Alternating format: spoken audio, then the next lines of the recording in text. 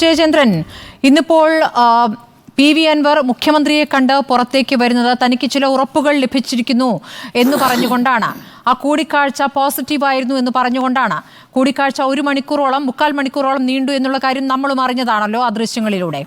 അപ്പോൾ ആ ഉറപ്പ് എന്ന് പറയുന്നത് അദ്ദേഹം പുറത്തു പറഞ്ഞ വാർത്താ സമ്മേളനത്തിൽ പുറത്തുവിട്ട ആരോപണങ്ങളിൽ ശരിയായ അന്വേഷണം എന്നുള്ളതാണ്. അതിൽ പി ശശിയുമായി ബന്ധപ്പെട്ട പരാതികളാണ് ഏറ്റവും കൂടുതൽ സമയമെടുത്ത് അദ്ദേഹം പറഞ്ഞത് എന്ന വിവരങ്ങളും പുറത്തു വരികയാണ്. അപ്പോൾ പി ശശിയുമായി ബന്ധപ്പെട്ടും ഒരു നടപടി പ്രതീക്ഷിക്കണം എന്നാണോ ഈ മറുപടിയിൽ നിന്ന് നമ്മൾ മനസ്സിലാക്കേണ്ടത്? അങ്ങനെയല്ല, സ്മൃതി ഇപ്പോൾ പറഞ്ഞതുപോലുള്ള കാര്യമല്ല അവിടെ നടന്നത്. പി ശശിയുമായി ബന്ധപ്പെട്ട കാര്യങ്ങളല്ല CM-മായി അൻവർ ഡിസ്കസ് ചെയ്തിട്ടുള്ളത്.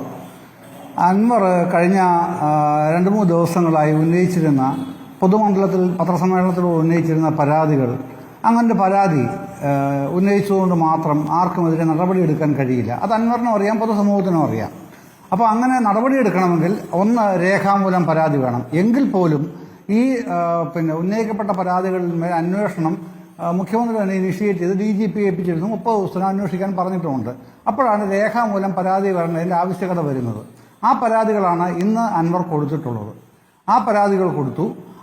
ജയചന്ദ്രൻ ഒന്ന് ഇടപെട്ട് പറയുകയാണ്, ഈ പറഞ്ഞത് ശരിയാണ്. താങ്കൾ പറഞ്ഞതുപോലെ എഴുതി നൽകിയിട്ടുണ്ട്, രേഖകളോടുകൂടിയുള്ള പരാതികൾ എഴുതി തന്നെ കൊടുത്തിട്ടുണ്ട്, പുറത്തു പറഞ്ഞ കാര്യങ്ങൾ. അതോടൊപ്പം അദ്ദേഹം ഏറ്റവും അധികം സമയമെടുത്തത് പി ശശിയുമായി ബന്ധപ്പെട്ട് അദ്ദേഹത്തിന് പറയാനുണ്ടായിരുന്ന പരാതികൾക്കായിരുന്നു എന്ന് ആധികാരികമായി തന്നെ നമ്മൾ പറയുകയാണെന്നേ.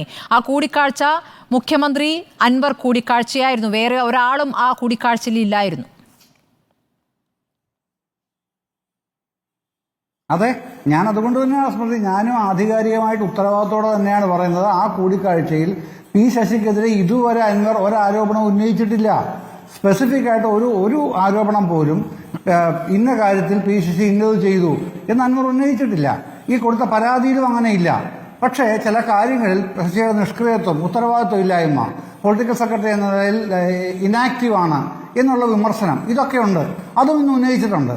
പക്ഷേ അതല്ല പ്രശ്നം മറ്റേത് തന്നെയാണ്. ADGPയുടെ പ്രശ്നമാണ്, പിന്നെ SP ആയിരുന്ന പത്തനംതിട്ട SP ആയിരുന്ന ആളുടെ പ്രശ്നമാണ്. ഇതൊക്കെയാണ് ഈ പ്രശ്നങ്ങളാകെ അന്വേഷിക്കുകയാണ്. അന്വേഷണത്തിലേക്ക് പോയിട്ടുണ്ട്. അപ്പം ആ അന്വേഷണത്തിന്റെ ഭാഗമായിട്ട് ഒരാൾക്കെതിരെ നടപടിയെടുക്കാൻ പറ്റൂ. സ്വഭാവത്തെക്കുറിച്ചാണ് ചോദ്യം. അതാണ് രാജു പി നായർ പറഞ്ഞത്. അദ്ദേഹത്തിനെതിരായ അന്വേഷണം അദ്ദേഹത്തിന് കീഴിലുള്ള ഉദ്യോഗസ്ഥരാണോ നടത്തുന്നത്? എന്നിട്ട് റിപ്പോർട്ട് അദ്ദേഹത്തിന് തന്നെ കൊടുക്കുമോ? എങ്ങനെയാണ് അതിന്റെ രീതി? അല്ല, അത് രാജു പി നായർക്ക് കാര്യങ്ങൾ അറിയാൻ വയ്യാത്ത ആളോ കാര്യങ്ങൾ പഠിക്കാത്ത ആളോ ആണെന്ന് ഞാൻ കരുതുന്നതേയില്ല.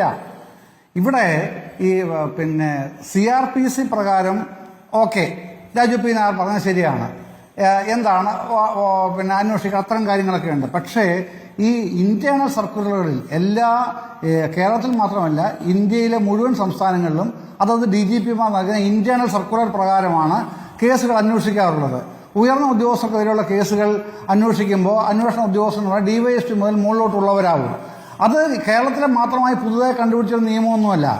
CRPCയിൽ അതില്ല. ഓക്കെ, ശരിയാണ്. പക്ഷേ ഞാൻ ഇപ്പം ഉദാഹരണം ഈ കേസ് എടുത്തോളൂ. ADGPക്കെതിരെ മറ്റേ റിയൽ എസ്റ്റേറ്റ് ആരോപണമുണ്ട്. ഈ റിയൽ എസ്റ്റേറ്റ് ആരോപണം അന്വേഷിക്കാനായിട്ട് DGP ദർവേഷ് സാഹിബ് നാട്ടിലിറങ്ങി നടന്ന് തെളിവ് ശേഖരിക്കണം, സ്റ്റേറ്റ്മെന്റ് എടുക്കുമോ? അങ്ങനെയാണ് അന്വേഷിക്കുന്നത്? അല്ല, അങ്ങനെയല്ല അന്വേഷിക്കുന്നത്.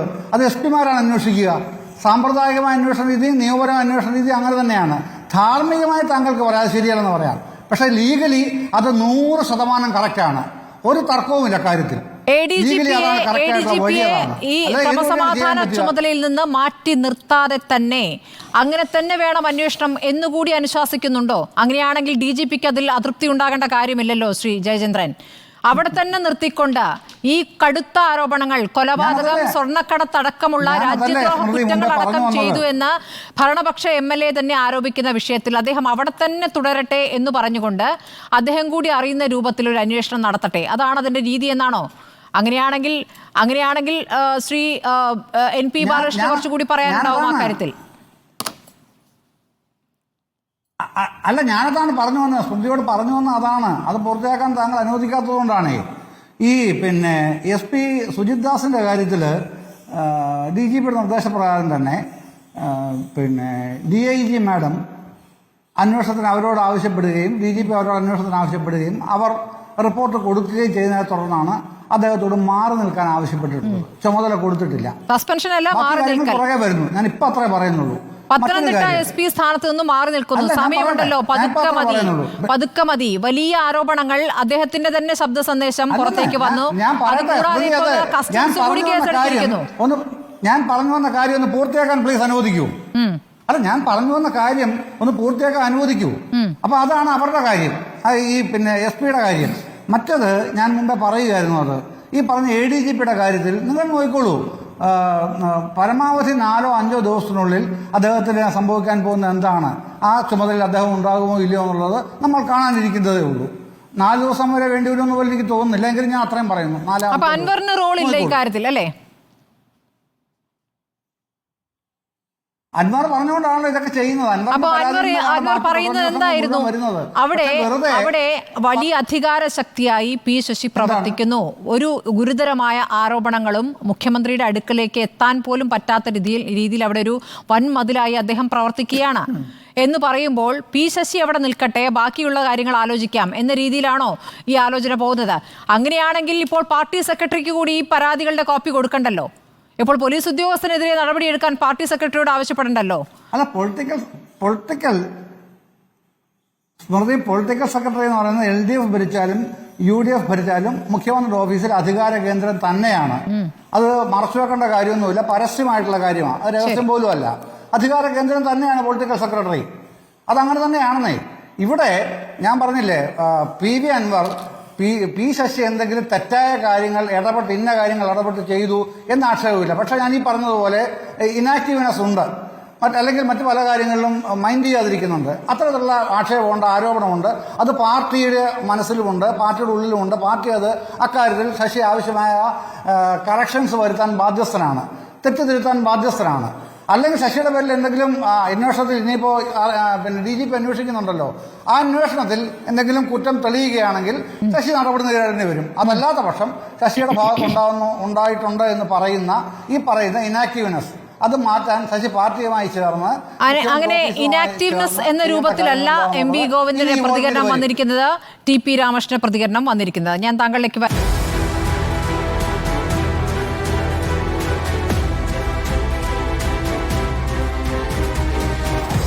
Debate with Smriti Parithikad.